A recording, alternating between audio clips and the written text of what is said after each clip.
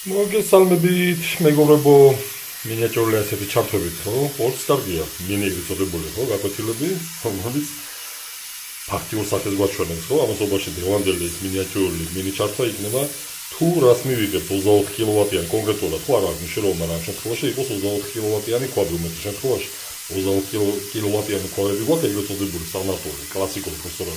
ორკონტროლერები რაც მოგცემს ცხელი წყლის რესურსი, ბიროულს წერს, ხო? 22, 23 თურმე 2-3 წელიწადს ეყოფა. აი, ხო, ყველაფერი როგორც იტყვიან, რეალურად ცივი წყალი, ხო? ცივი წყლის ტემპერატურა გვაინტერესებს ჩვენ, ამიტომ ფაქტიური ხო, მისი რა ქვია, მაჩვენებელი დამოკიდებული არის საერთო პატივცემულ დივაისზე, რასაც ქვია, კონტაქტური თერმომეტრი, ხო? თერმომეტრი, კი ბატონო. 12 გრადუსი, ხო? ნახეთ ახლა. Tot așa, ne vadinut ușorul წყლის ტემპერატურა რომ გვაინტერესებდეს, წყლის ტემპერატურა და რა ვიცარი ხო, რუშკებში ჩაყოფა და ასე შემდეგ ვინაიდან ხდება ტემპერატურის გაცემა. ამიტომ აი რაც მოდის ონკაში, ფაქტიურად მას ზომავს, მის უпроსორად მის ტემპერატურას.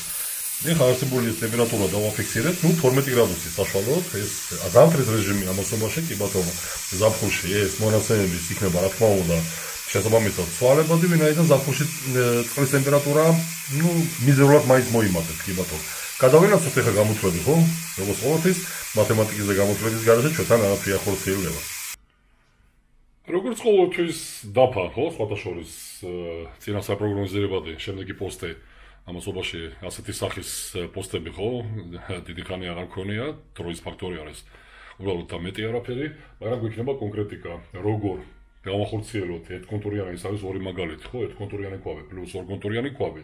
ისე, რომ ცხელი წყალი ქონდეს დეფიციტის გარეშე, ეს ნიშნავს იმას, თქვენაზე განსაკუთრებულად ორკონტურიანი კვაბის შესაბამისად, შემთხვევაში უпроსორად, რომ როცა ცხელი წყალს ხსნით, ხო? კლასიკურად იგივე იმ კლასიკურ ორკონტურიანი კვაბს, ზუსტად ასეთი ოფცია აქვს, ოფიციალურადაა ასე მოწყობილი და მაგიტომაც, ხო? რომ მას როცა ცხელი წყალს ხსნით ჩვენ, ის უბრალოდ ანებებს გათბობის კონტურს თავს, ხო? კი ბატონო, ანებებს თავს, ესე იგი თქვენ ზენაზე რადიატორები წივდება და ზუსტად აი ეს სისტემა, აი ეს სისტემას პრაქტიკულადაც ვიხილავ, სხვათა შორის მექნება ეს პროექტი, შესაბამისად ბოილერი გჭირდება, ამას ყველაფერს მე პრაქტიკულადაც ვიხილავ და ჩამოყალიბებული სტატუსითაც ვიხილავ არსებულ პოსტს, რომ მივიღოთ ცხელი წყალი და დამამოსობაში გათბობის კონტური, ისე რომ კვაბმა ეკონომია მოგცეს. განსაკუთრებულად კიდევ ეს ორკონტურიანი კვაბის შესაბამისად, იმიტომ რომ უმეტეს შემთხვევაში კლასიკურად გვაქვს 99 შეიძლება თამამად ითქვას 99% ორკონტურიანი კვაბი, კლასიკური ამასობაში 24 კილოვატიანი. და კი ბატონო, მიზეურ შესაბამისად გვაქვს ერთკონტურიანი, მაგრამ ერთკონტურიანი შესაბამისადაც როცა გვაქვს მოცულობითი ბოილერი და ოჯახის წევრები, ხო, დაუშვათ 6-7, როცა გვაქვს ხანგრძლივი გამოყენება ცხელი წყლის მოხმარების და განსაკუთრებულად ის რაღაც ვანა გვაქვს, ამიტომ როგორ გავაკეთოთ თუნდაც ერთკონტურიანი კვაბით ისე, რომ როცა ის გადაირთვება ცხელი წყლის მომზადებაზე, არ ქონდეს დეფიციტი გათბობის კონტურებში, რადიატორები რა გაცივდეს. ეხლა კონკრეტიკა ხო, ჩვენ მიმართულებაო დღევანდელი პოსტის არის ცხელი წყლის რუსად რესურსი ამასობაში, ხო? შეწყმული არის ყოველთვის, ხო? ამასობაში აი ცხელი წყლის მიღება და როცა ხდება ხოლმე, ხო? რაღაცა ფიქცია არის ხოლმე, ხო? უმეტეს შემთხვევაში ვინაიდან გამყიდველი კომპანიებმა არ მიწყინოთ, მაგრამ ამასობაში მენეჯმენტი ასე არის აწყობილი, ხო? რაღაცა ვარაუდების დონეზე რამდენს მოგცემს, აი ესა თუ ის სიმძლავრის კვაბი, ამიტომ სტანდარტული, ხო? მიმართულება ერთი არის, მათემატიკა და მათემატიკური გამოთვლები არავის არ აუგზავნოს, ამიტომ ყველაფერი ფაქტიურად, არა ფიქტიურად, ფაქტიურად, ვინაიდან გვაინტერესებს ფიქსირებული წყლის, ცივი წყლის ტემპერატურა, ამასობაში უკვე განსაზღვრეთ, ხო, რომ ზამთრის ამასობაში კიდე გარეთ მინუსი არაა, ხო? ამასობაში ეს კიდე ცვალებადი იქნება, მაგრამ კი ბატონო, იყოს 12 გრადუსი. რაც შესაბამისად ზაფხულში გვექნება რაღაც 15 გრადუსი. დიდი ცვალებადობა არ იქნება, ვინაიდან წყალში არ უნდა გაჩნდეს ბაქტერია, ამიტომ ის 15 გრადუსი ეს არის სანიტარული ნორმა, მოთხოვნილება. ვინაიდან უკვე ცივი წყლის ტემპერატურა არ უნდა აღემატებოდეს, უბრალოდ არ უნდა იყოს კი ბატონო, არ უნდა აღემატებოდეს 15 გრადუსზე ზემოთ, არ უნდა აღემატებოდეს, ეს ამას ნიშნავს. ესე იგი, როგორ გამოვითვალოთ ახლა? არსებობს ასეთი ფორმულა, ხო? ყოველთვის პრინციპში ეს როცა რაღაცა ენერგიას ვეძებთ ამა თუ იმ გამოთვლების, ყოველთვის ექვემდებარება მეგაკალორიებში, ხო? გვახსოვს, ხო? ამასობაში ეს ქონდა არაერთ პოზზე დადებული, რაც ნიშნავს 1 მეგაკალორია. 1 კალორია ეს არის ფაქტიურად 1 გრამი წყალი გაცხელებული 1 გრადუსზე. ამასობაში 1 მეგაკალორია ეს არის 1 ტონა წყალი გაცხელებული 1 გრადუსზე. შესაბამისად კიდე ვიცით ჩვენ რომ ამასობაში კვაბის სიმძლავრე, ამასობაში კონკრეტულად ხო, ნებისმიერ აგრეგატის სიმძლავრე უფრო უმეტეს შემთხვევაში გამოითვლება კილოვატებში. ესე იგი 1 კილოვატი ეს არის 0.86, ეს არის მონაცემები. 0.86 მეგაკალორია. შესაბამისად ჩვენ გაინტერესებს კონკრეტულად კონკრეტულად კიდე ჯერ ვიზახი 24 კილოვატიანი, ხო, 24 კილოვატიანი იყო, არა 32 კილოვატიანი, თუნდაც დიდი სხვაობა არ გვიქნება, თქვენ თუნდაც დარწმუნებით თამაში აიღებთ უბრალოდ ეს არის ზუსტად ესეთი ფორმულით. გამოიწვით და ნახავთ და დარწმუნებით თამაში რომ დიდი სხვაობა არ გვექნება, ამიტომ გჭირდება და ამიტომ არის აქტუალური ყოველთვის კიდევ ეჯა და ეს პოსტი იქნება კონკრეტულად, ხო, ასახული ბოილერი, ან რეზერვაცია, ან ბოილერი, ვინაიდან სხვანაირად ჩვენ ვერ მივიღებთ ორ წერტილზე ერთდროულად ხარჯი, ხო, ამასობაში ჯანსაღი შხაპი და ჯანსაღი ამას ქვია, ხო, ერთდროულად და არა, ხო, ონკანში, ორში, სამში და თუნდაც 4-ში წამოვა წყალი, მაგრამ დეფიციტის გარშე ეს ნიშნავს იმას, რომ კომფორტულად უნდა გავიხარჯოთ ჩვენ ამასობაში, შხაპი უნდა მივიღოთ ჯანსაღად და ამასობაში ჭურჭელიც უნდა გაერიცხოს ისე, რომ ჩვენი დეფიციტი ვერ ავიქვათ. ამიტომ 1 კილოვატი ეს არის 0.86 მეგაკალორია, გადავყავს 24 კილოვატი ამასობაში მეგაკალორიებში, ესე იგი უნდა განავლოთ 0.86, ეს არის 21 მეგაკალორია. ეხლა შესაბამისად აი ამ ფორმულით და ხო ჩვენ შემთხვევაში ჩვენ გვაინტერესებს მოცულობა, წყლის მოცულობა, ესე იგი ზუსტად ეს არსებული ხა ტონაჟობა, ეს არის იგივე მოცულობა. ჩვენ შემთხვევაში ეს გარდაიქმნება x-ად, ესე იგი x ეს ამ ფორმულიდან შესაბამისად ეს უბრალოდ მათემატიკაა, ხო? ამ ფორმულების ახლა გამოთვლა არ უნდა გვიჭირდეს იმას, ვისაც მინიმალურად რაღაცა აღგება, ხო? მე 6 კლასის დონეზე მაინც იცით, ახლა სხვანაირად ამას მეორე გასწავლეთ. ვინაიდან რომ გამოვითვალოთ ეს ჩვენ შემთხვევაში იქნება x-ი, ეს არის 1 მეგაკალორია, კი ბატონო, უკვე ესე იგი ენერგია გაყოფილი ტემპერატურაზე, ესე იგი 21 მეგაკალორია, ჩვენ უკვე დავადგინეთ რომ ეს არის 24 კილოვატი, ეს არის 21 მეგაკალორია, 21 მეგაკალორია გაყოფილი 28-ზე, რატომ 28-ზე?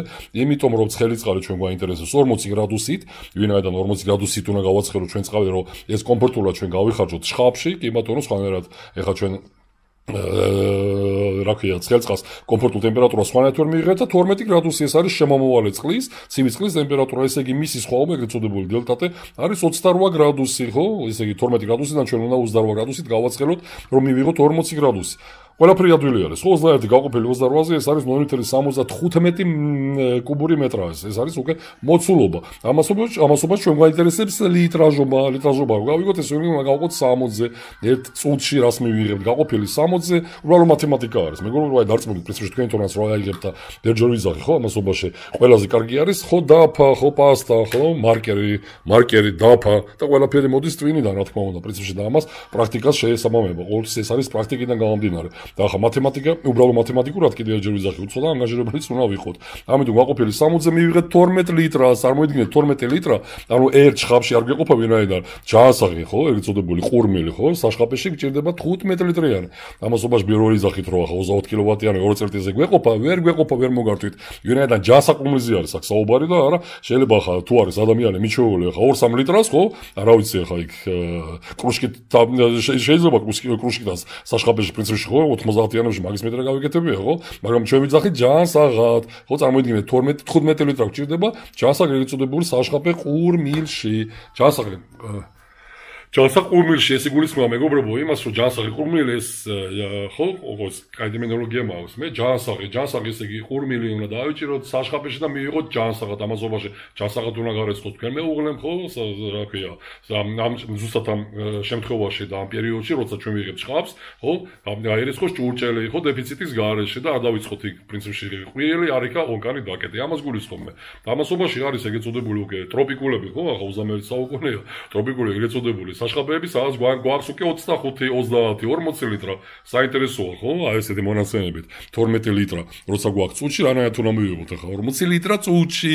ამასობაში გვაქვს ამბიცია კიდევ ჯერ ვიზახი, რომ 40 ლიტრიანი საშხაპი ეგრეთ წოდებული ქონა ამასობაში. ეს არსებული პროექტის და იქ ამასობაში ეს აქცენტირებულად იყო ამაზე ხაზი გასმული და იყო, ხო, მომენტები ამასობაში უმეტესი, ხო, სამწუხაროდ. უმეტესობა ამას რაღაცა სამწუხაროდ რავი ასეა, მაგრამ ეს ფაქტია ამოთუღურეთ. ისე ისახით, რომ პრინციპში ერთ ყურს შეუშვით და მეორეში გამოვუშვით. ვინაიდან როცა წყლის მოცულობა გვაინტერესებს, წყლის მოცულობას სჭირდება შესაბამისი მილის დიამეტრი. სწორედ ჩვენ 40 litrას ვერ მივიღებთ. ვინაიდან აქ არის აქტუალური ხარჯი 20 მმ-იანი გარეთა დიამეტრი არის, რაც უმეტეს შემთხვევაში ხორციელდება ეგრეთ წოდებული პოლიპროპილენის მილებით. პოლიპროპილენის მილი ხა ფაქტიურად შინითა დიამეტრი არის რაღაც 12 მმ წარმოიდგინეთ, მაგრამ 12 მმ წუთში 40 litrას ვერ ჩაატარეს. ვინაიდან აქ კიდე აქტუალური არის ეგრეთ წოდებული ნორმატივა, სტანდარტი, არის რაღაც მაქსიმალური, წარმოიდგინე შიგნით აფარში გარეთ არ გულისხმებ მე, ეს არის 1.5 მეტრა წამში ეს სიჩქარე წყლის გადაადგილების, ვინაიდან 1 პაგონურ მეტრაზე, ვინაიდან სხვანაირად ჩვენ მივიღეთ ხმოვანობას.